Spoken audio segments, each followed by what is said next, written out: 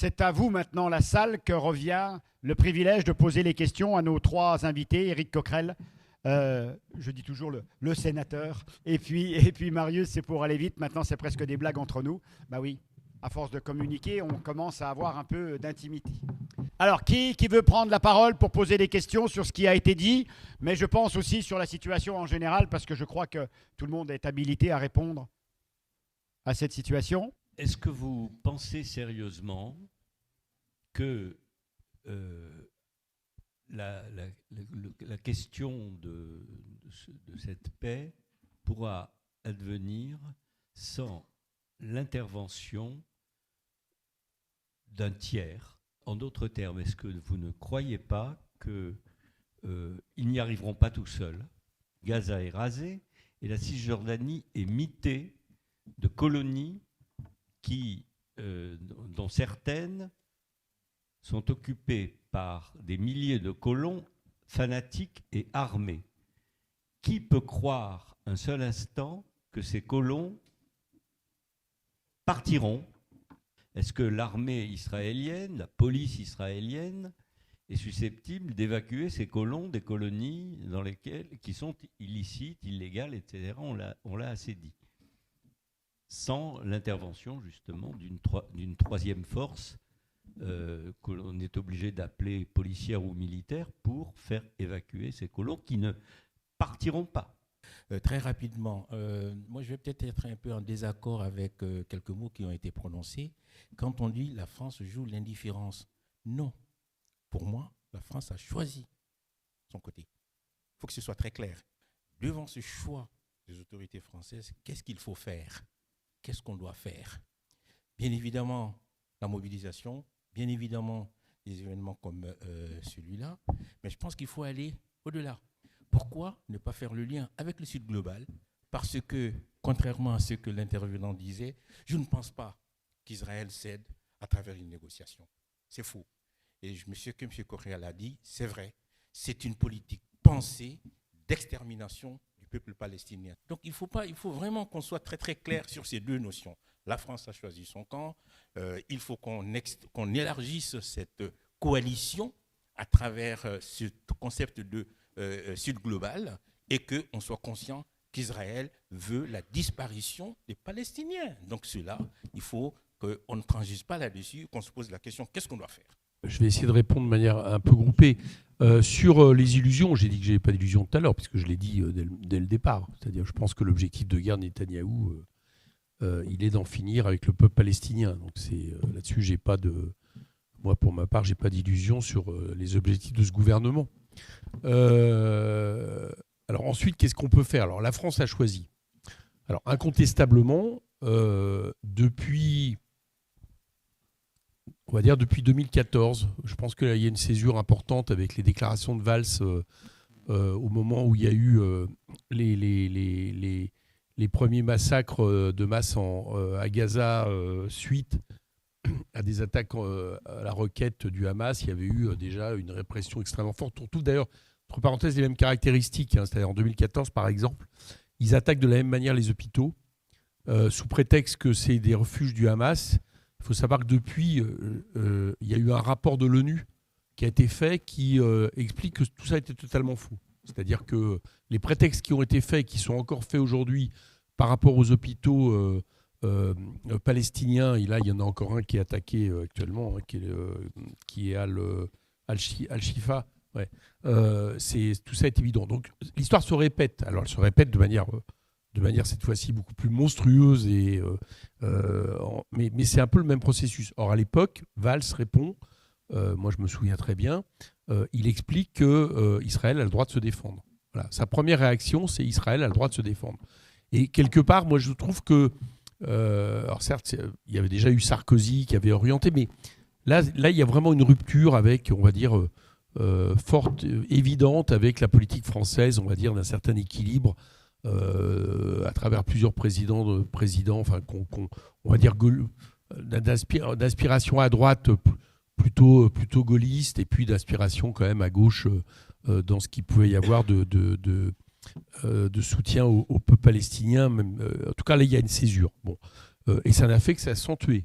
et ce qu'on a connu avec les premières déclarations de Macron sur la question d'une coalition internationale avec Netanyahou, elle en est la preuve. Parce que qu'est-ce qu'il y a derrière cette histoire? Qu'est-ce qu'essaye de faire Netanyahou?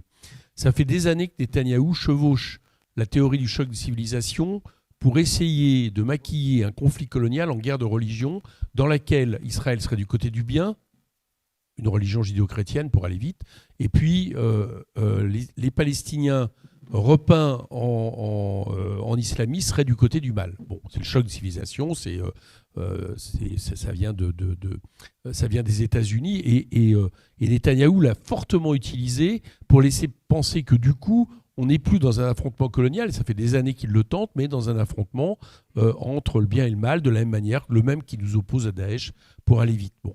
Et là, le moins qu'on puisse dire, c'est que ça a été assez effarant de voir nos responsables politiques de manière massive, au début juste après le 7 octobre, verser dans cette vision-là, quoi. Épouser cette vision-là.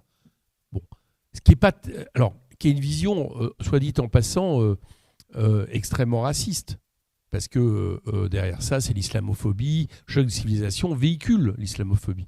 Et qui n'est pas très étonnante aussi d'un moment de la politique française où je pense qu'il y a une extrême droitisation de la politique française, de l'espace politico-médiatique, et notamment qui se caractérise par un racisme de plus en plus décomplexé chez nos responsables politiques. Je dis chez nos responsables politiques parce que je pense qu'il est même plus fort qu'il ne l'est en réalité dans le pays. Alors ça commence, évidemment, au bout d'un moment, tout ça se traduit. Mais au départ, c'est bien venu de là. Et je pense que c'est lié avec cette question du choc de civilisation. Donc pour vous répondre à cette question, oui. Bon. Sauf que moi, j'essaie de me battre avec les armes que j'ai. Une fois dit ça, une fois dit c'est comme ça, la France l'a choisi. Bon. Mon rôle à moi, c'est quand même d'essayer de faire, le rôle de tout militant, d'essayer de faire en sorte que le rapport de force change un peu, quoi. C'est-à-dire qu'au bout d'un moment, on n'est pas l'espèce de mur que nous, on a affronté, France Insoumise, de manière forte, où on avait l'impression que plus rien ne pouvait être dit après le 7 octobre et que les Gazaouites pouvaient être éliminés par centaines tous les jours, milliers bientôt, etc., avec une évidence en plus de guerre coloniale. Et on n'arrivait plus à faire passer quoi que ce soit. Notre travail à nous, c'est d'essayer déjà d'ébranler les consciences par rapport à ça, donc d'essayer d'argumenter, mais au bout d'un moment, d'essayer de mettre des coins dans ce qu'on avait en face de nous. Bon, voilà. Et par exemple, je ne vous cache pas que quand on a fait en novembre, il y a une délégation, il y a un débat à l'Assemblée nationale avec... le gouvernement, c'était le premier débat post-7 octobre, quand Jean-Louis Bourlange du MoDem, président de la commission des finances de l'Assemblée nationale, dans la majorité, fait un discours, franchement, qu'on aurait pu faire, qui resitue, moi, je cherche des alliances, quoi. Il faut à un moment donné, sinon on est battu. Bon. Et c'est d'ailleurs ce rapport de force-là, induit par la population, etc., qui fait que, et là, on va être en désaccord, quand vous dites que la France a choisi, oui, elle a choisi, mais n'empêche, au bout d'un moment, le rapport de force est tel que Macron est quand même obligé, au bout d'un moment, de venir sur le cessez-le-feu. Voilà, je préfère que la France défende l'idée d'un cessez-le-feu durable et immédiat maintenant, même si c'est fait par Macron, même si c'est encore largement hypocrite, et là on va se rejoindre, parce que derrière ça, il n'y a pas les actes qui permettraient donc ça c'est l'épisode 2, on va dire, mais je préfère ça, et je pense que en tout cas notre travail, nous, c'est de pas accepter l'inéluctable et se dire on a perdu, c'est fait, la France changera plus de position. Je pense qu'ils sont y compris au niveau de nos dirigeants, il y a des coins comme ça qui restent et sur lesquels on pèse. Bon. Donc, mais ça n'empêche pas par contre d'éclairer. Ça, je suis d'accord avec vous sur le fait et nous, on n'a pas arrêté. C'est pour ça. Enfin, je reviens à une chose. La raison pour laquelle France Insoumise, je mets du temps, mais je vous laisserai du temps. Mais bon, on répond. Bon, la raison pour laquelle France Insoumise, on s'est fait taper si fortement, vous vous en souvenez, c'est parce qu'on a refusé de caractériser le Hamas comme un groupe terroriste et le 7 octobre comme un acte terroriste. Bon. Pourquoi l'avons-nous fait ? C'est un lien avec le choc de civilisation. On l'a fait non pas vis-à-vis de l'horreur du 7 octobre, on a condamné les massacres. Voilà, je pense que nous, on continue à le dire.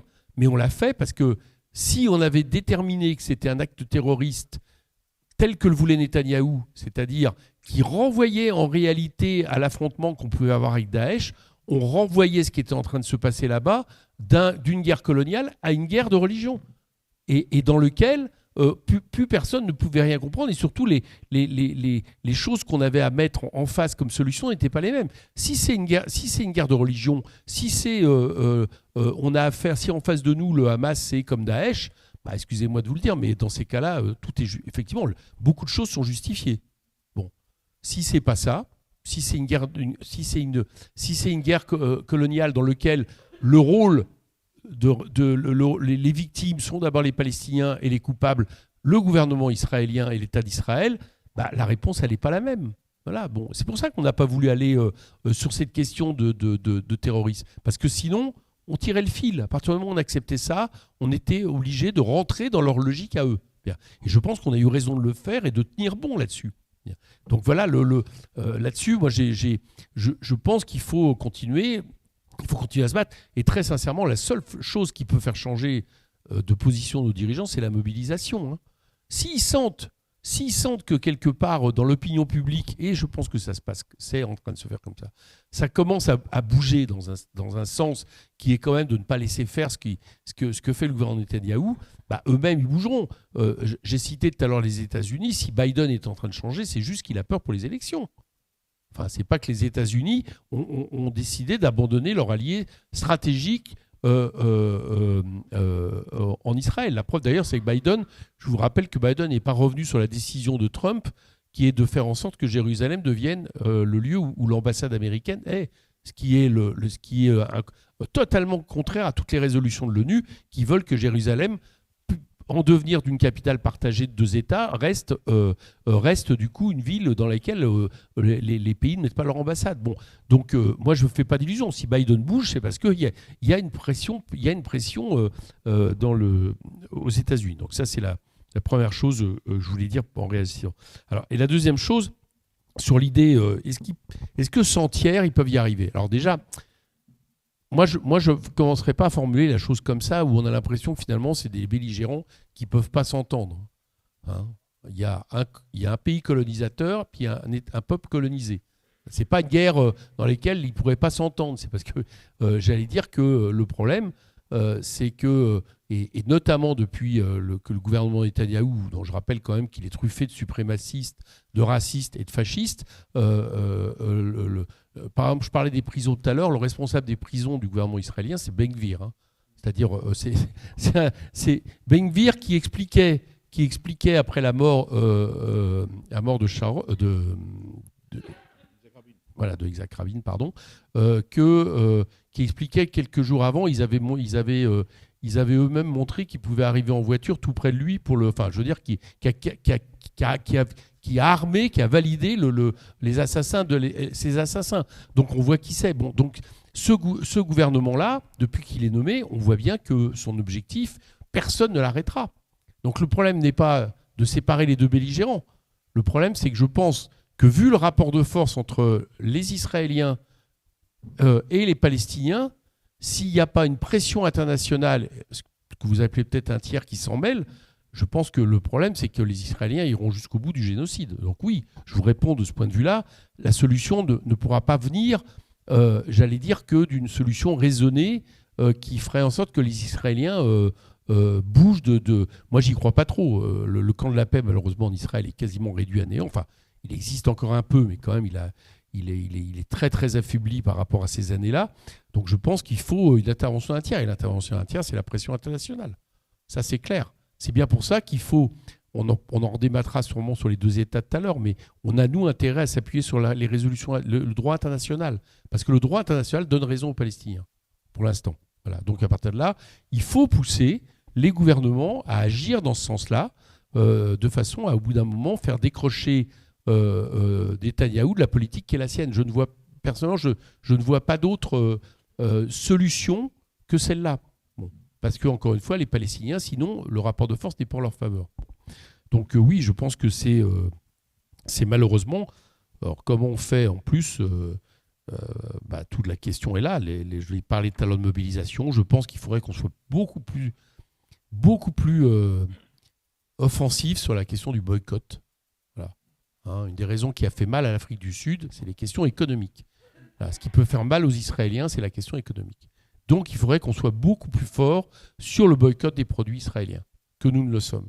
Je pense que c'est là qu'il faut les coincer. Si au bout d'un moment, les Israéliens qui continuent ceux qui continuent à être sur les plages, au bout d'un moment, voient leur économie s'écrouler, là, ça va peut-être les amener à réagir un peu plus, quoi. Voilà. Donc moi, par exemple, c'est une chose que je mets sur la table. Je pense qu'il faut organiser un boycott économique de manière beaucoup plus importante. Voilà. En plus de ce qu'on fait comme pression sur nos gouvernements, c'est quand même comme ça, en partie, qu'on a mis fin à l'apartheid.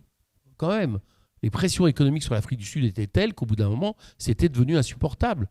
Bon. Plus la résistance interne, etc. Mais bon, voilà, c'est une première réponse. Alors, je vais essayer de... Voilà. Alors, merci, Éric. Alors, juste... moi, je pensais que c'était Éric Coquerel, le président de la Commission des Finances. Je pensais que Bourlange était président de la Commission des Affaires étrangères. C'est-à-dire, Bourlange, c'est un truc... Non, c'est vrai. Mais juste sur ce qu'a repris Éric, effectivement, le problème, c'est que tout à l'heure, quand vous parlez d'indifférence, moi, quand j'ai dit de l'indifférence, c'est-à-dire dans la façon que le gouvernement ne prononçait pas le mot palestinien au départ. Pas indifférent au conflit. C'est pas la même chose. C'est montrer l'indifférence par rapport au peuple palestinien. Ça, c'est un des premiers éléments. Ensuite, je pense que les lignes, elles ont bougé. Éric l'a un peu rappelé. Il faut quand même savoir que avant le Covid, la dernière manifestation pour la Palestine était interdite. Ils avaient réussi, le tour de force, de nous interdire de manifester notre soutien au peuple palestinien parce qu'on importait le conflit. La dernière manifestation qu'on a fait à Barbès, on s'est tous fait gazer. On a tous reçu des coups, etc. Bon, moi un peu moins parce que j'avais une carte d'élu. Mais grosso modo, c'est ce qui s'est passé.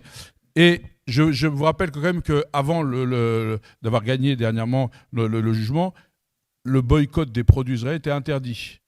Les campagnes de boycott étaient interdites. Donc on voit bien que les lignes bougent. Ensuite, il faut savoir, c'est important quand même de voir comment les lignes bougent. Et nous, on le voit, puisque moi je suis aussi VP de la Commission des Affaires étrangères au Sénat, on le voit bien quand on auditionne le ministre, comment il est plus aussi catégorique ou radical que ce qu'il a été. Et il y a un vrai changement. Et je pense que c'est ce travail d'un peu tout le monde. Et effectivement, moi, je veux dire aussi une chose, parce que souvent, on me pose la question, est-ce que si on pose cette question, ça ne va pas vous diviser entre les écologistes et les filles, etc. Alors, je peux vous dire que sur l'objectif, on ne va pas être divisé. Ensuite, qu'effectivement, sur la forme, il y a des formes qui s'ajustent en fonction des vécus des uns et des autres, ça, c'est une autre chose. Mais sur le fond et l'objectif, nous sommes tous d'accord. Il ne peut pas y avoir d'autre objectif que celui du droit à l'autodétermination du peuple palestinien. Moi, je n'ai aucun problème avec les progressistes, les gens qui défendent la justice sociale, les gens qui défendent la dignité humaine. C'est ça qui doit nous guider. Après, que l'on gesticule, c'est d'autres choses. Mais en tous les cas, et je voulais le dire aussi, la France insoumise a, et d'ailleurs on nous le ressort, je vous le dis au Sénat, chaque fois qu'on parle, les ministres essaient de nous diviser en disant « oui, il n'y a pas de NUPES ici, donc devant vous on pourrait parler ». Mais nous, on dit la même chose que ce que dit, on n'était pas là au début, mais différemment, mais que ce que dit la France insoumise. Et moi, je voulais saluer le travail qui a été fait, y compris et surtout par nos cadres nationalistes qui ont pris beaucoup de coups et qui ont mis le pied dans la porte pour éviter que cette porte se referme. On ne peut pas, à un moment donné, toujours être là dans la critique et se demander pourquoi à gauche on n'arrive pas à trouver des convergences, pourquoi on n'arrive pas à apporter des réponses au peuple. Nous, notre but, c'était, et je pense que c'est dans cet esprit que je voudrais saluer aussi Éric Coquerel parce qu'il a fait ce travail-là. C'est pas simple d'emmener des LFI, des écolos et des communistes et des GDR pour essayer d'avoir un discours commun. Parce que nous sommes tous parfois, voilà, donc il y a des influences, nous en subissons tous, et vous savez ce que c'est. Et donc c'est là-dessus qu'on doit lutter. Et donc moi je voulais vous dire, effectivement, sur l'idée du Sud global, il joue son rôle. L'Afrique du Sud et d'autres le jouent. Nous, on ne peut pas dire on s'appuie sur le Sud global, nous sommes des parlementaires français. Donc on essaye d'infléchir la position de la France. Et si effectivement il y a des convergences, tant mieux. Parce que le but, c'est pas de diviser le monde en deux. Le but, c'est d'essayer de créer des passerelles entre les populations et entre les peuples. Nous sommes dans l'international. Donc nous ne sommes pas dans une moitié du monde contre l'autre moitié. Nous essayons de faire en sorte que le monde bouge ensemble, que l'autodétermination concerne tout le monde. Donc c'est un élément important, je voulais dire. Ensuite, il a raison, Éric, quand il dit de ne pas qualifier de terroriste et tout ça, mais c'est de se gazer des mots. Moi, j'ai dit à Éric, parce qu'à chaque fois que nous, on parle, on nous fait l'injonction. Vous n'avez rien dit, vous ne dites pas assez sur le 7 octobre. Qu'est-ce que je dois dire de plus ? Dites-moi ce que je dois dire de plus que d'avoir pleuré les morts du 7 octobre, comme je pleure les morts palestiniens. Mais ça fait 5 mois. Ça fait 5 mois et combien de morts ? C'est-à-dire qu'aujourd'hui, le conflit en Palestine fait en 5 mois, presque 5 mois, plus de morts infantiles que 4 ans de conflit dans le monde. Alors, c'est quoi pleurer pour eux ? Il y aurait des gens qui seraient plus importants que d'autres ? Et nous avons pleuré effectivement à ce moment-là. Donc on ne peut pas s'en servir pour nous accuser de faire du deux poids, deux mesures. C'est ceux justement qui nous accusent qui en font. Parce que ceux-là, je ne les ai jamais entendus pleurer les enfants palestiniens. Qu'ils n'inversent pas les choses. Nous sommes des humanistes. Vous êtes des gens qui avaient un parti pris et qui avaient un prisme et vous ne voulez pas l'accepter. Qu'ils l'admettent tout simplement. Et ils avaient posé la question, je crois Eric, il aurait pu répondre là-dessus, ils ont dit mais pourquoi vous n'avez pas été en Israël, etc. Mais il y a beaucoup de monde qui a été en Israël. Il y a beaucoup de monde, il n'y a personne qui a été à Rafah. Alors, on ne peut plus on a le droit effectivement d'aller à Rafah. Et nous, on aimerait bien aller en Israël. On aimerait bien y aller le jour, effectivement, deux peuples vivront en paix. Ce sera une occasion pour nous d'y aller, pour les saluer, leur dire et les féliciter du choix qu'ils auront fait. C'est ça aussi le jeu. Et puis, vous parliez effectivement, Eric a déjà répondu sur le tiers, je ne vais pas alourdir là-dessus, mais moi je pense qu'il ne faut pas oublier qu'il y a quand même Gaza, la Cisjordanie et Jérusalem-Est qui appartient aux fondations de la Palestine. N'oublions pas Jérusalem-Est quand même. Et que dans les Palestiniens, il y a des chrétiens, il n'y a pas que des musulmans. C'est ça aussi le problème, c'est pour ça qu'on voudrait traverser tout ça. Moi, je n'ai pas dit que nous on dit qu'il faut une solution à 2 États, mais moi je dis aussi que cette solution à 2 États est une des hypothèses sur la table. Moi je suis pour que les Palestiniens choisissent leur destin. C'est ça, détermination. C'est à eux de dire s'ils veulent vivre dans 2 États. Rima Hassan, que j'ai entendu, elle croit encore en un État. Elle a le droit, elle le défendra. Soit nous défendons la démocratie et l'autodétermination et nous laissons au peuple palestinien le choix de déterminer sous quelle forme ils veulent vivre, dans quelles conditions, ou alors on décide à leur place, c'est autre chose. Et moi, je ne crois pas que quand on est belligérant, c'est d'ailleurs pour ça qu'on peut faire le parallèle en Ukraine et ailleurs, quand on est belligérant, d'une façon ou d'une autre, nous ne sommes plus crédibles pour faire la paix. Nous ne sommes plus un interlocuteur valable pour parler de paix. Moi, je crois qu'aujourd'hui, le seul interlocuteur pour ce qui concerne le conflit israélo-palestinien, c'est l'Assemblée des Nations Unies. Et c'est peut-être l'occasion de redonner le poids et le pouvoir que devraient avoir les Nations Unies. Parce que c'est dans les Nations Unies que doivent les discussions, même s'il y a des droits de veto, c'est là, c'est dans l'Assemblée. Je ne parle pas de l'ONU, je parle de l'Assemblée des Nations Unies, puisqu'on va discréditer un peu l'ONU. Et donc c'est peut-être aussi l'occasion de remettre l'intérêt des peuples au cœur de la problématique, et donc de le faire à travers ce levier qui est censé nous fédérer, qui est l'Assemblée des Nations Unies.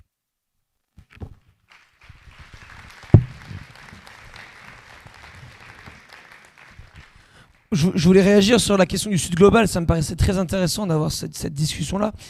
Bon, déjà, je pense qu'effectivement, il y a une question de la frontière qu'on pose entre, d'une part, l'Occident et d'autre part, le Sud global. Je pense qu'effectivement, l'Occident, c'est un bloc qu'on peut voir de manière assez homogène. Le Sud, c'est en fait plus réellement des Suds. Avec d'une part, évidemment, l'Afrique, mais qui n'est pas uniforme et qui n'a pas non plus les mêmes positions que l'Inde de Narendra Modi. Là, la question, c'est qu'aussi qu'une guerre ne doit pas en cacher une autre. Il y a évidemment l'Ukraine, qui est un conflit qui doit tous nous préoccuper. Il y a la guerre à Gaza. Il y a aussi une guerre terrible à l'est du Congo avec les milices du M23 qui sont soutenues par le Rwanda et qui massacrent des populations civiles. Il y a une guerre et une grande famine au Soudan. Tout ça, c'est des questions collectives qu'on doit pouvoir aborder de manière commune quand des élus de la République parlent au nom de la France et parlent du coup au nom d'une petite partie de l'Occident. La question, en fait, elle est celle aussi de l'humanisme, elle est celle de la paix et elle est celle de comment on arrive à apporter des réponses globales à des enjeux qui peuvent paraître distincts mais qui dans le fond nous réunissent au sens qu'ils interrogent notre capacité à vivre ensemble et à expliquer ce dont parlait Eric, ce dont je crois aussi à tout prix qu'il faut éviter, c'est-à-dire le choc des civilisations. Le choc des civilisations, il est en réalité plus près que jamais il l'a été. Et il dépend en grande partie de la jeunesse, de notre jeunesse, de sa capacité à prouver qu'elle est capable de vivre ensemble évidemment au-delà des questions de religion, au-delà des questions d'origine. c'est des questions qui vont être amenées à extrêmement s'accélérer avec le réchauffement climatique, avec les déplacements immenses qui vont en découler. Et je pense que si on veut interroger, évidemment, Gaza en est un exemple très particulier parce qu'il s'est ancré dans une histoire qui est précise, qui est celle d'un peuple colonisé par un État colonisateur. C'est là que aussi on peut revenir à la question des deux États. Moi, je pense qu'effectivement, il faut mettre tout ça sur la table. La question des deux États, elle est la solution à privilégier. Elle est la question à privilégier pour l'instant. Si elle peut se réaliser, ce serait sûrement une bonne chose pour les deux peuples. La question d'un État binational aussi peut être posée sur la table. Parce que demain, si on veut éviter de nouvelles fractures, qu'on veut éviter de nouvelles tensions et de nouvelles guerres, je pense que l'espoir, le projet de paix qu'on peut porter, ce serait que ces différents peuples, ces différentes religions arrivent à cohabiter dans un espace commun. Ça me semblerait en tout cas être une forme d'idéal à atteindre. Ensuite, sur la question assez rapidement du boycott. Oui, il faut continuer et amplifier le boycott. Mais il y a une autre question sous-jacente qui découle immédiatement de celle du boycott, c'est la question des sanctions. Pourquoi est-ce qu'on n'est pas capable de mettre en France de manière claire la question de poser des sanctions économiques comme Israël, contre Israël, à l'exemple en effet de ce qui a pu se faire contre la Russie vis-à-vis de la guerre qu'elle mène en Ukraine. Évidemment, la situation n'a absolument rien à voir, mais le résultat, aujourd'hui, il est le même. Il est celui de civils qui meurent. Il est celui de familles qui sont déchirées, d'enfants qui, chaque jour, meurent de faim. Je pense qu'aujourd'hui, si on veut être capable de porter un discours cohérent au niveau de la France, un discours cohérent qui est celui aussi de la paix derrière comme objectif commun, on doit être capable de dire demain qu'on est tout à fait prêt à envisager des sanctions économiques contre l'État d'Israël. Évidemment, le parallèle entre l'Ukraine et Gaza, il peut être compliqué à faire parce qu'on a d'une part affaire à un conflit à l'est de l'Europe qu'on connaît, qui est un conflit impérialiste. Mais quelle différence, dans le fond, entre un impérialisme et un autre ?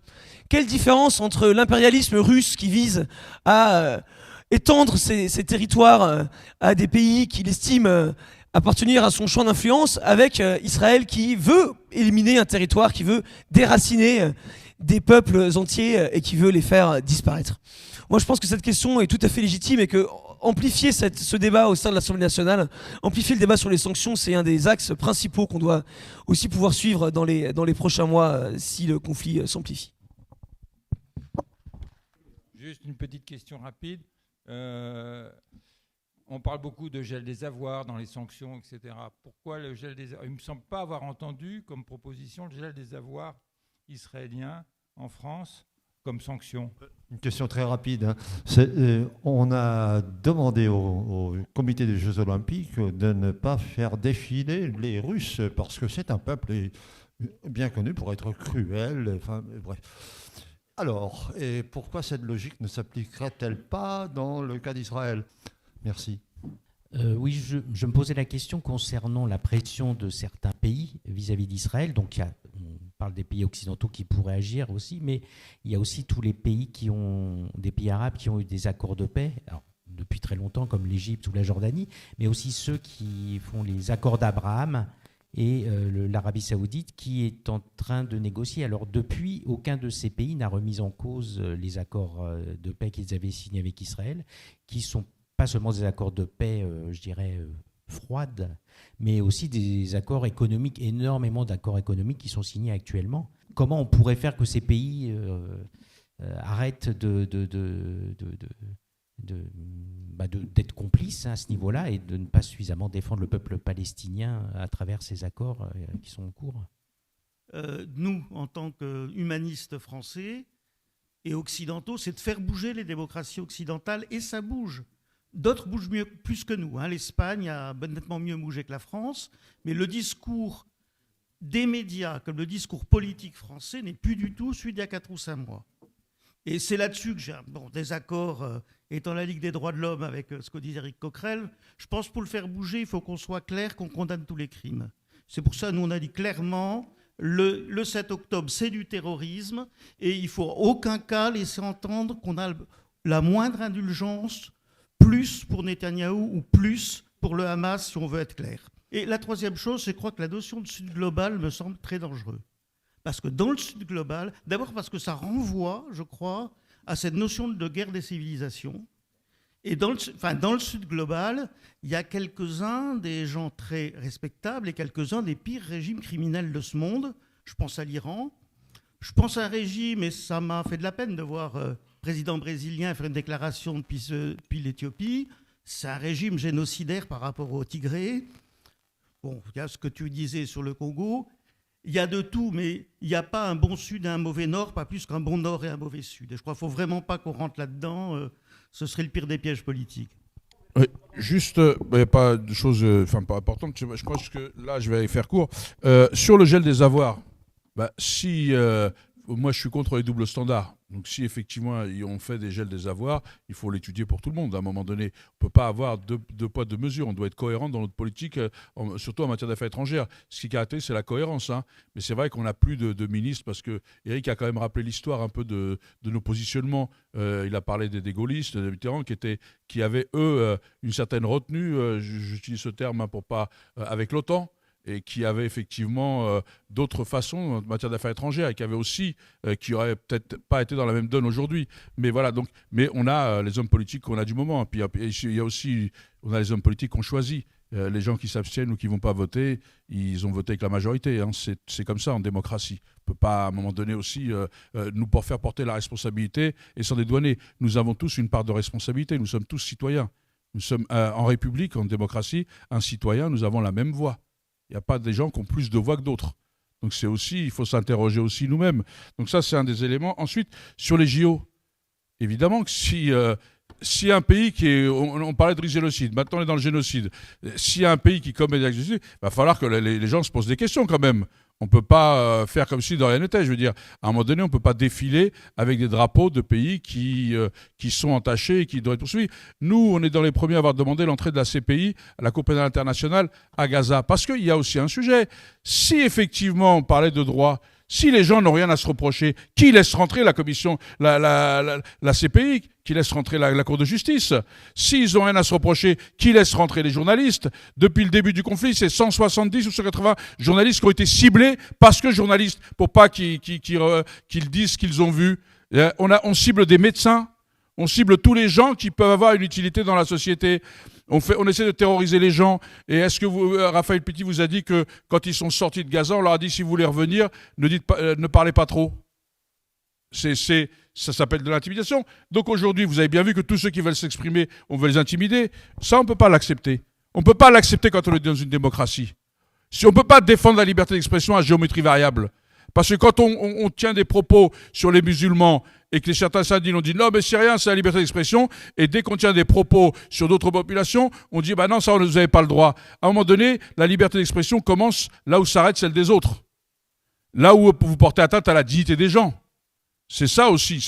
Mais vous avez le droit d'exprimer une opinion. Moi, j'exprime une opinion. J'exprime pas, je ne mets pas en cause, j'incrimine pas, je ne fais pas de procès d'intention. Et pour ne pas faire de procès d'intention, justement, on a demandé à ce que ce soit la Cour pénale internationale qui rentre dans Gaza, qui dise ce qu'a fait le Hamas. Monsieur, vous dites le Hamas, on peut pas. Qui dise ce qu'a fait le Hamas et qu'ils soient poursuivis pour leurs actes, pas pour les dire, pour les actes. Et qui voient ce qu'a fait Israël et qu'Israël soit poursuivi pour ses actes, pas pour les dire, pour ses actes. Parce que quand on nous dit l'armée la plus morale du monde et qu'on voit certaines vidéos et qu'on a vu ce qu'on nous a montré, où est la moralité? Eh bien, ça, c'est pas à moi de le dire. Moi, mon rôle, comme l'a dit Eric, c'est d'alerter, de bouger l'opinion, de permettre à ce que les gens pensent par eux-mêmes, d'apporter des éléments, d'aider les gens à réfléchir, mais c'est pas à moi de juger. À un moment donné, il y a une cour de justice. On peut être en désaccord avec ce qu'elle fait, parce que les lois, c'est aussi nous qui les faisons bouger, mais en tous les cas, elle doit s'appliquer, c'est elle qui doit s'appliquer. C'est à elle de dire qui a commis quoi. Mais pour le faire, il faut accepter qu'elle rentre. Et qualifier, c'est ça ce que je dis, vous avez raison. Et justement, sur les accords d'Abraham, nous, on ne peut pas faire d'ingérence non plus. On ne peut pas avoir de l'ingérence. On ne peut pas dire au pays, vous devez dire ça. C'est l'ancienne colonisation. Alors, on sait bien que ça existe encore. Mais nous, il nous appartient qu'ils pensent. Moi, j'ai vu, effectivement, j'ai entendu, et les déclarations de l'Arabie Saoudite qui a dit on suspend tous les accords tant qu'effectivement il n'y aura pas une solution pour les Palestiniens. Bien sûr qu'il faut que tous les pays fassent ça et que les accords d'Abraham sont suspendus partout. Il faut les suspendre. Vous ne pouvez pas avoir des accords avec un pays qui est au mieux qualifié de risque de génocide au pire qui est en train de commettre un génocide. Vous ne pouvez pas avoir d'accord, c'est pas possible. Sinon, vous êtes complice de ce génocide. C'est ça le vrai sujet en droit international. C'est le silence. Aujourd'hui, le silence des uns les rend complices. Et nous, on dit à la France, nous sommes des parlementaires responsables. Nous ne voulons pas entacher le peuple français. Et donc, en tant que parlementaires responsables, nous demandons à la France de se désengager, de prendre des sanctions pour ne pas que nos silences coupables nous rendent complices d'un génocide.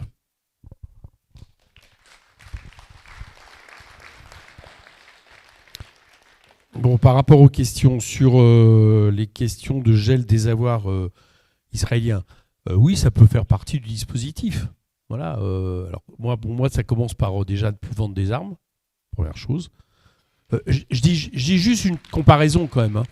C'est que on est dans une situation où continuer à vendre des armes aux Israéliens, c'est l'équivalent si la France aujourd'hui continue à vendre des armes aux Russes. C'est ça l'équivalent, si je regarde les deux conflits. Bon, donc ça semble absolument incroyable. Bon, donc ne plus vendre des armes. La deuxième chose, c'est que j'ai dit, il y a le boulot citoyen de boycott des produits. Moi, je pense que la France pourrait l'envisager. Elle ne le fera pas, à mon avis. Mais je pense qu'en tout cas, c'est des revendications qu'on peut demander. Moi, ça ne me choque absolument pas. Puisque je l'ai dit tout à l'heure, je pense que la seule chose qui peut faire bouger les Israéliens de l'intérieur, c'est la question économique. Bon, et je préfère... Je sais que ça ne se fera pas, mais juste, je résume. Je préfère qu'on agisse économiquement sur les Israéliens plutôt que de leur envoyer des chars en face d'eux, quoi. Je dis ça parce qu'à un moment, il faut bien arrêter les choses. Donc le boycott économique me semble être une arme pacifique, mais qui, à un moment donné, est redoutable. Voilà. Donc moi, ça ne me choque pas. Sur les JO, oui, on a fait... Enfin, moi, je n'ai pas signé, mais... C'était plus un problème de temps, mais j'ai aucun problème d'envisager la même chose que pour les athlètes russes. C'est-à-dire qu'ils peuvent concourir, mais pas sous leur couleur. Là encore, je crois que ça ne se fera pas. Donc moi, je regarde de manière un peu plus attentive. J'ai vu que le CIO reconnaît la Fédération palestinienne olympique. Donc théoriquement, il devrait y avoir une délégation. Et je pense aussi peut-être qu'on peut faire un travail en positif. Là déjà, moi j'ai pris les dispositions pour qu'on les accueille à l'Assemblée. Je travaille moi vis-à-vis des villes de ma circonscription. Ma circonscription, c'est le cœur des JO, hein, c'est le village olympique et tout ça. Pour que les maires mettent le drapeau palestinien, par exemple, accueillent la délégation palestinienne.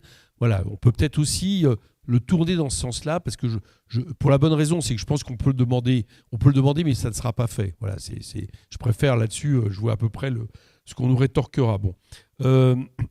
Au niveau des accords de paix, j'ai rien d'autre à dire que par rapport à ce qu'il vient de dire. Sur le CIO, j'ai répondu. Oui, sur la dernière question par rapport aux représentants de la LDH, moi aussi, je l'ai dit, je pense que ça bouge et qu'il faut pousser dans ce sens-là. Bon, je pense que ça ne bouge pas assez vite, mais c'est vrai qu'il y a une évolution. Bon. Alors maintenant, sur ce que vous dites vis-à-vis de France Insoumise, bon, très franchement... reprocher à France Insoumise d'avoir finalement fait une hiérarchie dans l'horreur entre Netanyahou et le Hamas parce qu'on n'a pas très caractérisé, pour la raison que j'ai réexpliquée tout à l'heure, donc je ne reviens pas sur l'explication qui renvoie à une caractérisation politique du conflit, le Hamas de terroriste. Moi, je pourrais dire que à un moment donné, on a été un peu seul quand toute l'Assemblée se applaudissait Madame Braun-Pivet en train de dire qu'il fallait une défense inconditionnelle. Israël avait le droit inconditionnel de se défendre par tous les moyens, au moment même où il commençait à y avoir des bombardements massifs. Et je regrette qu'à gauche, on n'ait pas eu un peu plus de gens avec nous. Autrement dit, contrairement à ce qui est dit, je ne crois pas. Je crois que la question du terrorisme était un prétexte. Ce que les gens ne voulaient pas, c'est le fait que nous n'adhérions pas à ce moment-là au discours dominant qui voulait caractériser ce qui s'était passé comme un épisode d'une guerre de religion dans lequel Israël était le camp du bien et avec tous les pays occidentaux. C'est à ça qu'on voulait qu'on adhère. Alors nous, on le caractérisait par terroriste, mais franchement, on aurait dit, je vais vous dire, on est les premiers le lundi 9 à avoir caractérisé l'attaque du Hamas comme un crime de guerre. Moi, j'aimerais qu'on m'explique en quoi un crime de guerre est quelque chose de moins grave qu'un acte terroriste. En quoi c'est juste une caractérisation politique. Bon, et au moins, le crime de guerre, ça peut être traité dans la Cour de justice internationale. Donc, nous l'avons fait. Donc, la question n'était pas de nous reprocher comme vous le dites, d'avoir envoyé, de ne pas avoir été clair sur le fait de la gravité des actes de Hamas. Ce qu'on nous reprochait, c'est le fait de ne pas avoir adhéré au discours israélien de Netanyahou qui voulait faire en sorte de se donner tous les droits après de massacrer tranquillement le peuple de Gaza avec ses objectifs de guerre qui étaient de supprimer. Voilà, c'est ça qu'on nous a reproché. Et moi, franchement, je vous retourne, j'entends ce que vous dites, moi je vous retourne mon désaccord parce que j'aurais aimé entendre plus d'organisations de gauche. Je ne reproche pas qu'on l'a fait sur le tard, mais et d'associations, y compris l'LDH et autres, taper à ce moment-là sur ce truc incroyable qui était de reconnaître le droit inconditionnel d'Israël de se défendre quand ils étaient en train de massacrer femmes et enfants. Voilà. Et moi, je pense que c'est très franchement, j'ai l'impression que si la position de la France a évolué, si à un moment donné l'opinion publique a commencé à évoluer, eh ben, c'est peut-être plus dû au fait qu'on a tenu bon dans notre analyse, plutôt que ceux qui ont commencé à accepter finalement le discours israélien et qui, après, devant la gravité des faits, ont commencé à bouger. Et tant mieux s'ils ont bougé. Moi, je suis pas du tout je suis pas du tout de ceux qui disent vous avez bougé trop tard. C'est pas question de faire des choses avec vous. C'est pas ce que je dis. Mais je pense heureusement qu'on a tenu bon. Voilà. Moi, j'ai exactement l'opinion inverse de la vôtre de ce point de vue-là. Si c'était à refaire, on ferait exactement, à mon avis, la même chose, parce que les mots sont importants. Voilà. Donc je pense que c'était un crime de guerre, tout comme aujourd'hui, c'est un génocide. Voilà. Eh bien, moi, petite fille, j'écoutais la Radio Le Caire. À 21h, c'était le silence à la maison. Mon père écoutait en pleine guerre d'Algérie. Et un jour, on a entendu, il y a du pétrole, il y a du gaz à Colombéchard. Et mon père a dit, on est fichu, c'est une guerre qui va se prolonger. Il y a eu des milliers de morts en Algérie, en plus 50 guerres supplémentaires. Eh bien là, il y a du gaz, il y a du pétrole devant Gaza. Et je ne pense pas que le Mirador que les États-Unis ont au milieu des pays arabes, ils sont prêts à lâcher. Parce que c'est vraiment le Mirador pour pouvoir espionner tous les pays arabes. Il y a la guerre d'occupation, il y aura tout ce que vous voudrez, mais c'est une guerre de fric, de possession, de colonisation. On nous prépare de belles saloperies, de belles lois en ce moment. Et il ne sera pas bon d'être musulman, tout en entend d'être juif. J'ai peur pour les juifs aussi.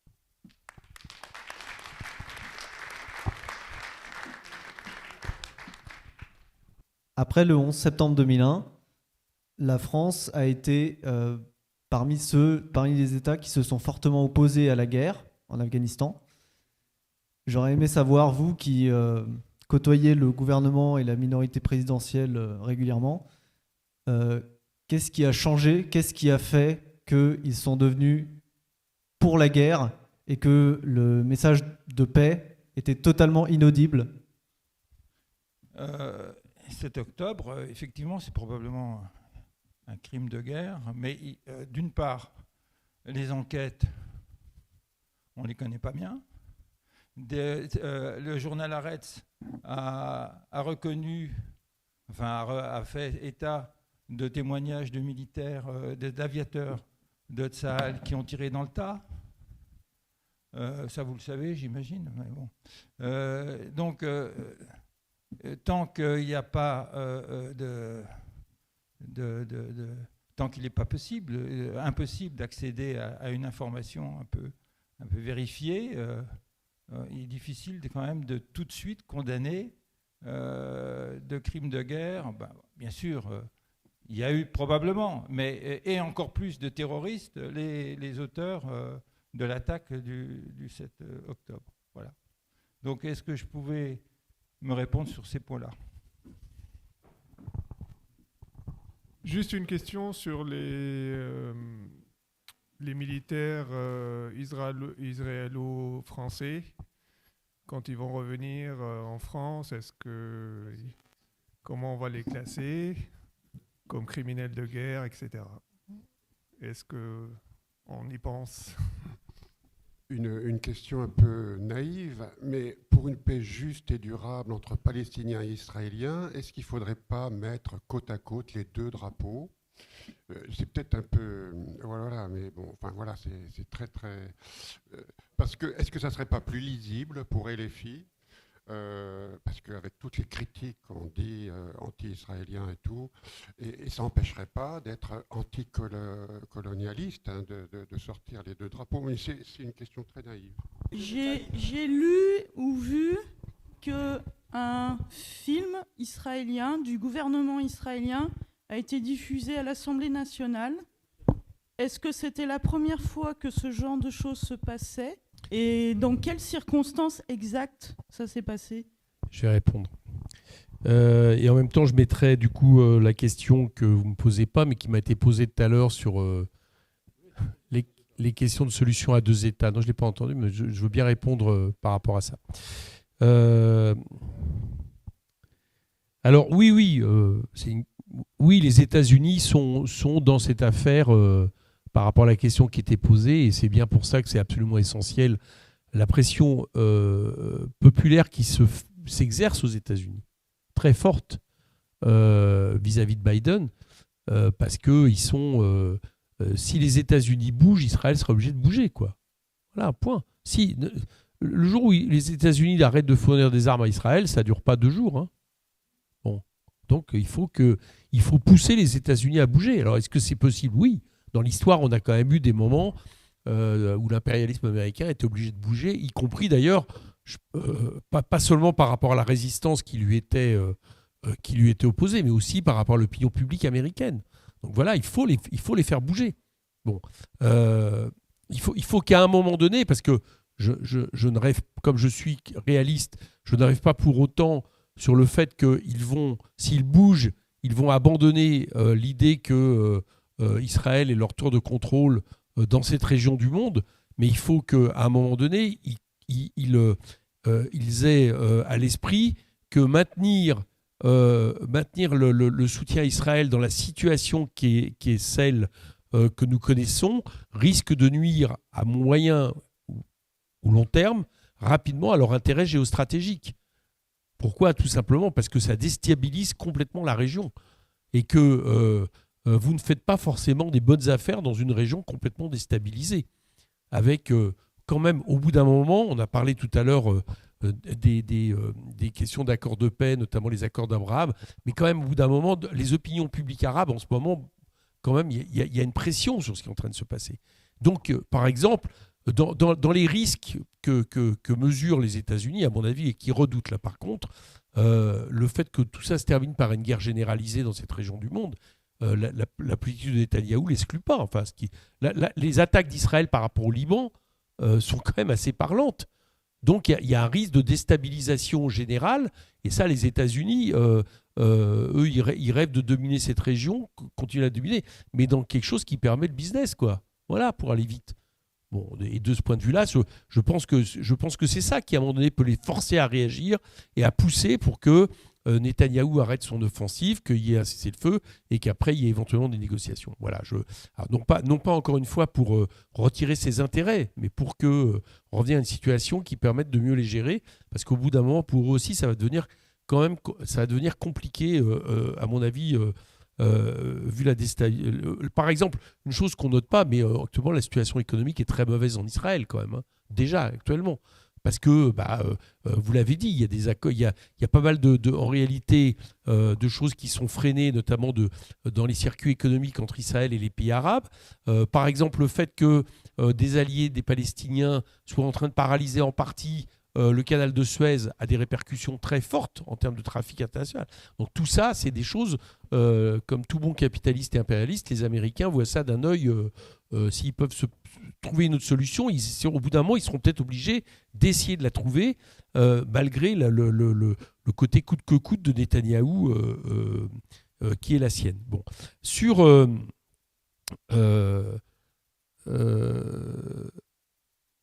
Sur la question qui a été posée, alors qui est une question assez vaste, pourquoi maintenant ils préfèrent la guerre pour aller vite? Bon.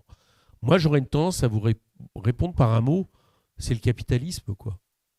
Voilà. C'est-à-dire que je crois que tout ce à quoi nous assistons actuellement, c'est l'évolution du troisième âge du capitalisme, c'est-à-dire de ce capitalisme financiarisé qui, j'allais dire, est un capitaliste absolutiste qui considère que seuls des bénéfices à 2 chiffres sont acceptables, jouant pour cela avec le libre-échange, la concurrence entre les peuples, le fait de casser absolument tous les services publics qui s'occupaient naguère des droits fondamentaux pour pouvoir faire en sorte que le marché et des bénéfices dessus se réalisent. Enfin voilà, on a un capitalisme qui est en train de dévaster la planète. Il y a eu d'autres histoires, hein. La première mondialisation capitaliste, je vous le rappelle, et si vous regardez les textes, c'est assez impressionnant, elle était beaucoup moins vaste, mais c'est avant la guerre de 14. La première mondialisation capitaliste est avant la guerre de 14. Et donc, à bien des égards, nous sommes dans cette situation. Nous sommes dans un moment où le capitalisme, quand lui-même voit ses intérêts, mis à mal et menacés, soit par la pression populaire, soit par une concurrence entre capitalisme et autres, on sait qu'à certains moments, le capitalisme a largement préféré la guerre à la paix, quoi. Voilà, c'est ma réponse. Elle va peut-être vous sembler, mais c'est la réalité. Et de la même manière, je renvoyais l'évolution de nos dirigeants par rapport à ce que j'appelle leur extrême droitisation. Mais en France, on a une partie de la classe politico-médiatique de plus en plus importante qui préfère Hitler au Front populaire et qui est prêt maintenant à accepter que l'extrême droite gouverne et en attendant qui est prêt à appliquer le programme de l'extrême droite. Donc n'allez pas vous étonner dans ces moments-là qu'ils soient d'accord avec des visions d'extrême droite qui sont ceux du gouvernement Netanyahou. C'est à ça que nous assistons. Et ça, c'est le capitalisme. Bon, je vais pas, là, on pourra en discuter des heures, donc je sais pas, mais je crois que c'est profondément vrai. Ce capitalisme-là est en train de nous emmener à la catastrophe. Bon, écologique, militaire, etc., etc. Et d'ailleurs, très franchement, la manière dont en ce moment Macron essaie de sauver sa peau en expliquant qu'il va peut-être envoyer des troupes en Russie, c'est-à-dire en faisant en sorte qu'une puissance nucléaire se retrouve en conflit avec une autre puissance nucléaire, ce n'est rien d'autre que de penser que tous les moyens sont bons pour essayer de sauver son mandat, mais pas seulement son mandat, mais de sauver le mandat de quelqu'un qui est au service des possédants. C'est ça la réalité, elle est toute simple. Bon. Ça, c'était la réponse large et estampillée France Insoumise. Alors, ensuite, 2 États. Oui, je voulais revenir. Oui, donc je vais me poser la question des États. Bon, alors, par rapport à tout ce qui se passe. Alors, d'abord, ça a été dit, je suis assez d'accord. En préambule, c'est quand même aux Palestiniens de décider. Il n'y a pas de souci par rapport à ça. Je crois que c'est ça la question de fond. Maintenant, il faut aussi tenir compte de quelque chose sur lequel j'ai répondu tout à l'heure, c'est-à-dire que la situation est telle, le rapport de force est tellement défavorable pour les Palestiniens qu'à un moment donné, le droit international va devoir peser par rapport à cette situation. On n'est pas dans une situation, j'allais dire, de rapport de force égal, où on pourrait penser que les Palestiniens, par leur résistance, vont arriver eux-mêmes, quelque part, à renverser la situation et qu'à partir de là, ils vont pouvoir imposer leur vision qui serait une vision découlant de choix démocratiques. Je pense qu'il faut qu'ils recherchent des alliés. Et de ce point de vue-là, je pense que le meilleur allié des Palestiniens, ça reste le droit international.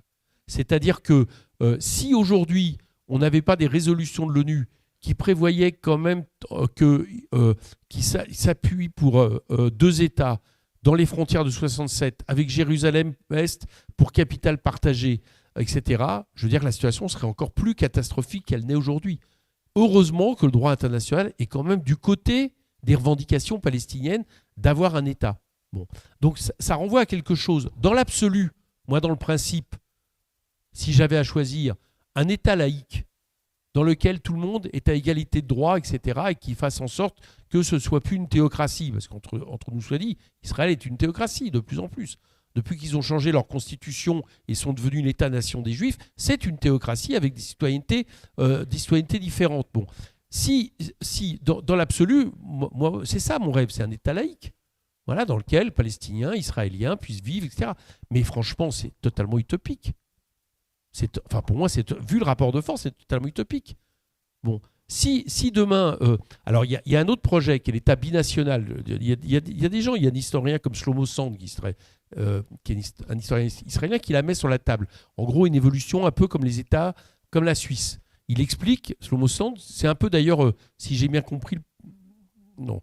Shlomo Sand explique que la Suisse, au XIXe siècle, il y avait une forte hostilité entre les Suisses allemands et les Suisses français, et que finalement, ils ont réussi à s'entendre dans un État binational. Donc lui, c'est son projet. C'est un État binational, etc. Bon, pourquoi pas ? Sur le papier, c'est assez séduisant, mais ça renvoie encore une fois au fait que les Israéliens seraient aujourd'hui capables d'accepter un État binational dans lequel ils perdraient la suprématie qui donne aux citoyens juifs un pouvoir supérieur sur tout autre citoyen. Donc, moi, je ne crois pas. Je ne crois pas. Donc, moi, je crois que d'une manière ou d'une autre, il ne faut pas lâcher le fait que la Palestine a droit à un État. Voilà. C'est ça qui me semble d'ailleurs un peu. J'ai vu ce que propose Rima, même si pendant la campagne qui va être européenne, elle va défendre, comme elle va au Parlement européen, elle va bien défendre la position de France Insoumise sur 2 États. Mais Rima propose ça, Rima Hassan, la candidate, elle propose ça, elle part du droit, elle propose finalement un seul État où les Palestiniens auraient cette fois-ci l'égalité des droits. Moi, ce que j'ai peur là-dedans, si on l'appliquait, je pense qu'on pourrait passer à la trappe le fait que les Palestiniens ont droit à un État. Voilà, je pense qu'il faut rester sur le fait que les Palestiniens ont droit à un État. Voilà, c'est ça, à mon avis, la chose essentielle. Si on met ça de côté, si à un moment donné on abandonne ça au nom de la bataille pour l'égalité des droits dans l'État d'Israël, eh ben, je pense qu'on en restera à la situation de rapport de force tel qu'on est et que ça en sera fini des chances d'autodétermination du peuple palestinien. C'est pour ça que je reste sur la solution à 2 États, parce qu'elle m'apparaît aujourd'hui comme la seule réaliste pour que les Palestiniens finissent quand même par avoir un État avec un territoire et qu'après, pourquoi pas, on pourrait très bien imaginer, parce que le paradoxe de tout ça, c'est que je pense que ces peuples peuvent s'entendre. C'est ça le paradoxe. À bien des égards, le peuple palestinien a des caractéristiques qui finalement, j'allais dire, c'est peut-être vous étonner de ce que je veux dire, mais ressemble aussi à certaines caractéristiques du peuple juif dans ce qu'il a pu subir à travers l'histoire, etc. Et bizarrement, je pense que s'il y avait 2 États composés qui vivaient côte à côte, il y a peut-être des chances qu'après on évolue vers autre chose. Mais le point de passage, c'est que la Palestine ait droit à un État. Et c'est pour ça que je reste sur l'idée de 2 États, parce qu'au moins le droit international le met sur la table. Voilà, à mon avis, ce que je défends, mais tout est, je veux dire, toutes les positions peuvent être défendues, quoi. Ah oui, alors, je vous remercie quand même. Je remercie la LFI de nous accueillir dans ce débat, parce que je sais qu'on était là, LFI. Et c'est très sympa de nous accueillir, donc on est très content d'être avec les gens de la LFI. Ça ne nous pose pas de problème, hein. Et même avec les Berbères, puisque c'est mes origines. Donc, et d'ailleurs, c'est bien ce que vous dites, parce que en fait, dans les Berbères, il y a plusieurs populations juives. En Algérie, par exemple, et au Maghreb, plus généralement. Ceux qui sont arrivés, il y a des juifs qui étaient déjà là dans les Berbères, il y a des gens qui sont juifs qui ne sont pas musulmans. Et donc, c'est des vrais Berbères, ils sont de là-bas. Ensuite sont arrivés ceux qu'on a protégés parce qu'ils avaient fui la reine Catherine, que le décret Crémieux a déjà opposé les gens, les musulmans indigènes, alors qu'avant, ils vivaient ensemble dans la Casbah, sans problème, partout. Donc, c'est pas, ils peuvent vivre ensemble, ils l'ont déjà fait. Ils l'ont déjà fait avant que d'autres viennent les opposer. Donc en fait, c'est les gens qui opposent les peuples, ce n'est pas les peuples qui s'opposent naturellement. Alors, je vais aussi, parce que vous avez parlé tout à l'heure aussi de... comme maintenant, j'ai compris que j'étais dans une réunion LFI, donc je vais faire l'écologiste. Donc, vous savez qu'en 2 mois, sur les 2 premiers mois de bombardement à Gaza, on a eu 280 000 tonnes de CO2. C'est l'équivalent de 280 000 tonnes de CO2. Pour vous montrer un peu ce que c'est aussi en catastrophe. On a parlé d'humanitaire, maintenant aussi en termes d'écologie. Donc c'est le bilan annuel de 20 pays. 20 pays et territoires. Et la reconstruction de Gaza, elle peut être 100 fois plus élevée. En bilan carbone, hein, je vous parle. Hein. Donc vous vous rendez compte, on peut en faire des COP. Hein. Et le sol et l'air est pollué. Et l'eau est contaminée. Ça, c'est la réalité de Gaza aujourd'hui. Hein. C'est pas, ça va être possible demain. C'est ce qu'il y a aujourd'hui à Gaza. Donc là, je vous parle le bilan carbone. On peut en parler aussi, parce que ça aussi, on oublie d'en parler dans les guerres. Hein, on n'est pas pacifiste, on est pacifiste parce qu'il y a aussi de bonnes raisons de l'être. Comme le disait Eric, c'est le dialogue et qu'à un moment donné, il va falloir aussi que les gens se parlent. C'est bien de montrer les muscles, mais et quand on le fait, surtout quand on le fait quand on a une puissance nucléaire et qu'on s'adresse à une autre puissance nucléaire en disant que tout est possible, c'est quand même assez risqué quand même comme genre de départ. D'ailleurs, les Américains ne se sont pas trompés parce que d'autres pays ont dit hop, ça s'arrête là. Il n'y a pas de question qu'on aille être belligérant, quoi. Ils le feront sous d'autres formes, mais je l'ai quelque part. Ensuite, il y a aussi des éléments, des procédations qu'on nous avait fait, et qu'on n'a pas parlé, mais on l'a posé la question. On nous demandait pourquoi, souvent on nous envoyait, mais oui, mais puisque vous les aimez, prenez-les en parlant du Sinaï, de les mettre dans le Sinaï, de mettre les Palestiniens, s'ils ouvraient la frontière, qu'ils iraient dans le Sinaï.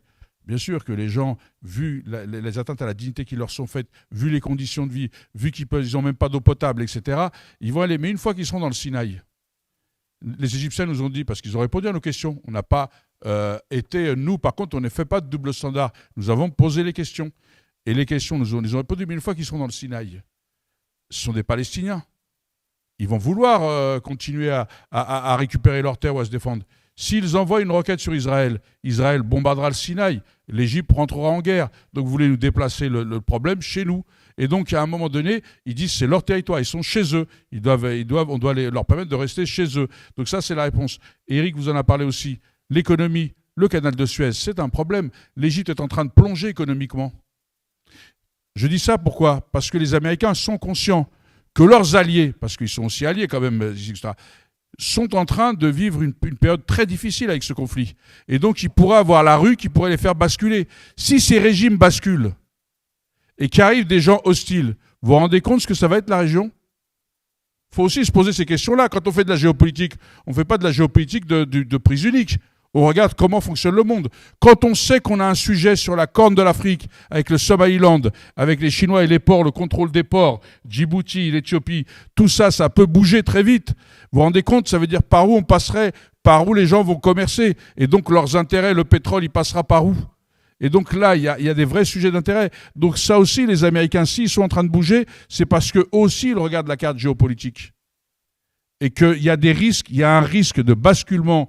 Parce que là, on est en période de Ramadan. Et pour les musulmans, ceux qui connaissent et tous les autres le savent, c'est une période essentielle de recueillement, de partage, de solidarité, de paix. On peut aimer ou pas aimer. Moi, je ne suis pas à qualifier de telle ou telle chose. Je ne fais pas de prosélytisme pour telle ou telle chose. Parce que je suis un laïc. Moi, pas moi. Parce que la laïcité, ce n'est pas une religion. C'est l'État qui est laïque. Moi, je crois, je ne crois pas, je suis agnostique, c'est justement ce ciment qui est la laïcité me permet de croire ou de ne pas croire, ou d'être agnostique. Voilà ce que je veux dire. Donc, ce ciment doit nous permettre de vivre ensemble. Mais quand je dis ça, j'explique comment. Ça ne veut pas dire nier la religion, je ne la nie pas. Je dis juste que pour eux, c'est essentiel. Et dans cette période, c'est difficile pour les pays musulmans environnants, pour la rue musulmane, d'accepter ce qui est en train de se passer, a fortiori encore plus fortement, d'accepter ce qui est en train de se passer en Palestine. C'est ça le sujet. Et c'est pour ça que les Américains accéléraient pour avoir une trêve avant le Ramadan. C'est pas pour arrêter les choses, c'est pour avoir une trêve avant le Ramadan, peut-être de laisser calmer la rue pendant le Ramadan et voir peut-être de repartir ou pas. Nous, il faut qu'on l'utilise pour peser tous nos poids pour que ce soit... Et d'ailleurs, c'est pour ça que la résolution des États-Unis a été rejetée. Parce qu'elle mettait le préalable des otages qui faisait que c'était tronqué, cette demande de cesser le feu immédiat. Et d'ailleurs, les Français ne s'y sont pas trompés parce que depuis quelques jours, juste avant qu'ils savaient que la résolution serait rejetée, ils préparaient une résolution alternative, peut-être en phase avec les États-Unis, on ne sait pas, et c'est en cours là. Peut-être que cette résolution alternative ira plus loin et peut-être qu'elle sera votée. Mais pour l'instant, on n'est pas devant. Mais c'est le problème aujourd'hui. Le problème, c'est que les États-Unis, et d'ailleurs Chuck Schumer, qui est le patron des démocrates au Sénat américain, qui est un soutien inconditionnel d'Israël, a quand même commencé à dire que Netanyahou et ses deux sbires de fachos, il faudrait peut-être les dégager, il faudrait peut-être qu'il y ait des élections anticipées, et qu'il faudrait peut-être maintenant arrêter un peu, enfin, en clair, il leur dit, il faut peut-être arrêter maintenant un peu les conneries, il faut passer à autre chose. Et ça, c'est une première quand même, parce qu'il ne s'était jamais exprimé aussi fortement là-dessus. Et il faut savoir, Eric l'a dit tout à l'heure, quand on parlait de celui qui était au truc, il faut quand même savoir que ces personnes-là sont de près ou de loin impliquées dans l'assassinat de Yitzhak Rabin quand même. C'est eux qui ont enterré les accords de paix. Et que dans les mots de Netanyahou, on dira ce qu'on voudra. Je veux bien qu'on qualifie tout ce qu'on veut. Mais dans ces mots à lui, depuis qu'il gouverne, je ne l'ai jamais entendu. Je crois que le mot paix, il a dû perdre la page du dictionnaire. Je n'ai jamais entendu, moi je veux bien qu'on me le dise, je n'ai jamais entendu le mot paix dans aucune phrase du Premier ministre israélien. Et moi, je sais, par Ofer Bronstein, qui était sur les accords d'Oslo, qui était un ami de Yitzhak Rabin, que effectivement la veuve de Yitzhak Rabin a toujours refusé de serrer la main de Netanyahou et de Ariel Sharon quand il était survivant et de ses sbires autour. Donc il y a bien une raison quand même.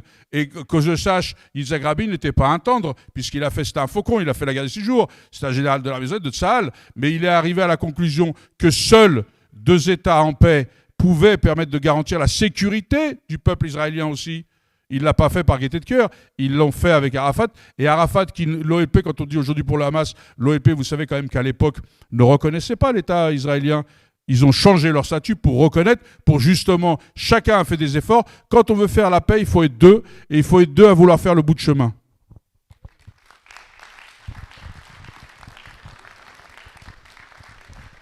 Je voulais dire un mot et après je sais pas si on va peut-être conclure les échanges ou si vous reprenez un tour de questions, mais sur la question, je prends pas directement sur la question des drapeaux, mais sur la question du message et à qui il doit s'adresser. Quand on est allé à Rafah, parce que c'était aussi un peu le but de cette moment d'échange, qu'on puisse échanger aussi sur le concret de ce qu'on a vécu et fait là-bas, il y a eu une série de photos qui ont été réalisées à El Arish, qui est la ville située juste avant le poste frontière de Rafah. Des photos avec des pancartes que les parlementaires ont portées pour appeler à la paix. Ces pancartes, elles ont été éditées en français, en anglais, en arabe et en hébreu. Parce qu'effectivement, le message de paix qu'on porte, qu'on véhicule, il doit être universel. Des voix pour la paix, il y en a aussi bien en Palestine qu'en Israël. Des gens qui sont opposés à la politique de Netanyahou, il y en a énormément en Israël, qui d'ailleurs manifestent autant qu'elles peuvent pour pouvoir porter une autre voix dans le pays. Même si au niveau parlementaire, on sait que l'opposition de gauche est extrêmement réduite. Eric en parlait juste avant et on en a échangé, nous en interne du groupe écologiste, puisqu'on a auditionné des anciens parlementaires du Meretz, qui sont un mouvement féministe, laïque, de gauche israélien. Ces voix-là, elles sont réduites, mais elles existent. Et elles existent de plus en plus depuis 7 octobre.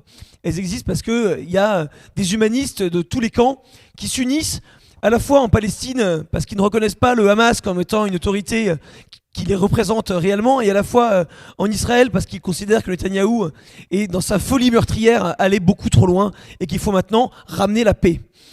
Cette voie-là pour la paix, je pense qu'elle est importante à porter aussi dans un territoire dont on a un peu moins parlé ce soir, qui est la Cisjordanie. La Cisjordanie où, depuis le 7 octobre, de la même manière que à Gaza, des violences immenses sont constatées de la part des Palestiniens qui tentent de survivre dans des conditions d'un gel économique qui supprime tous les emplois des Palestiniens qui travaillaient jusqu'alors dans des conditions relativement, on va dire, plausibles en Cisjordanie, qui maintenant sont empêchés de travailler, dont les ravitaillements dans certaines zones qui sont complètement soumises à des checkpoints tous les kilomètres ne sont pas ravitaillés en nourriture et en eau, et qui évidemment sont moins soumises à l'attaque militaire directe, mais qui sont par bien d'autres moyens contraintes à disparaître, et les Palestiniens qui y vivent, on le sent, sont chassés de leur territoire par Israël. Je pense que si on va avoir une vision d'ensemble de la situation là-bas, il faut considérer Gaza et il faut considérer la Cisjordanie comme étant un problème tout aussi important. Non, il y a une question, on n'a pas répondu sur la vidéo. Non, c'est du jamais vu. Enfin, à ma connaissance, c'est du jamais vu, mais il faut savoir le contexte dans lequel ça a été fait. D'abord, tout le monde n'était pas invité. C'est le groupe d'amitié franco-israélienne. Et c'était dans un moment extrêmement tendu à l'Assemblée, où aussitôt que nous, insoumis, prenions la parole, on se faisait huer quand même. Je rappelle l'ambiance. Et où Meir Habib, qui est quand même juste un agent de Netanyahou, quoi, qui est un agent de Netanyahou dans l'Assemblée nationale, raciste, était applaudi. Donc on a vécu une anormalité. Enfin, pour moi, c'était anormal. En plus, bon, alors cela dit, on est en train de regarder là avec... Émeric Caron a fait une compilation là en ce moment de vidéos sur les massacres à Gaza, donc on va essayer de demander de diffuser le film à l'Assemblée. Voilà. Je pense que ça serait plutôt important. Émeric Caron, député France Insoumise, qui était journaliste avant. Voilà ce qu'on va faire. Mais à ma connaissance, non, moi, j'ai pas souvenir de quelque chose d'organisé comme ça. Mais il y a un moment donné où, a priori, tout était permis à l'Assemblée, quoi. Et il y a eu une déclaration là de séjourné qui a expliqué qu'il pourrait être poursuivi. Ah bon? Il a rechangé d'avis. Bon, alors bon. Enfin, bon, c'est dur en même temps, quoi. Mais il faut pousser. Parce que là, manifestement, il serait difficilement compréhensible qu'on pourchasse certains Français qui combattent à certains moments dans des armées qui commettent des crimes de guerre ou des actes terroristes, et que là, on laisse faire si les preuves sont sur la table. Voilà. Donc, je ne peux pas vous dire mieux. J'en reviens et je termine à nos 3 invités de ce soir. Personnellement, j'ai beaucoup apprécié la spontanéité et la disponibilité que vous avez eue pour répondre à toutes les questions. Je crois qu'on pourrait durer toute la nuit, mais je crois que ça ne va pas être le cas parce que tout le monde est un petit peu fatigué. Je vous donne rendez-vous jeudi pour celles et ceux qui pourront encore venir à ce collectif avec Salah Oumouri à la Bourse du Travail. Je vous remercie infiniment et je pense qu'ensemble, on peut arriver à faire beaucoup de choses. Et je vais donner la parole à Pierre qui vient de courir pour me prendre le micro. Et merci, un grand merci aussi à la municipalité de Quetigny.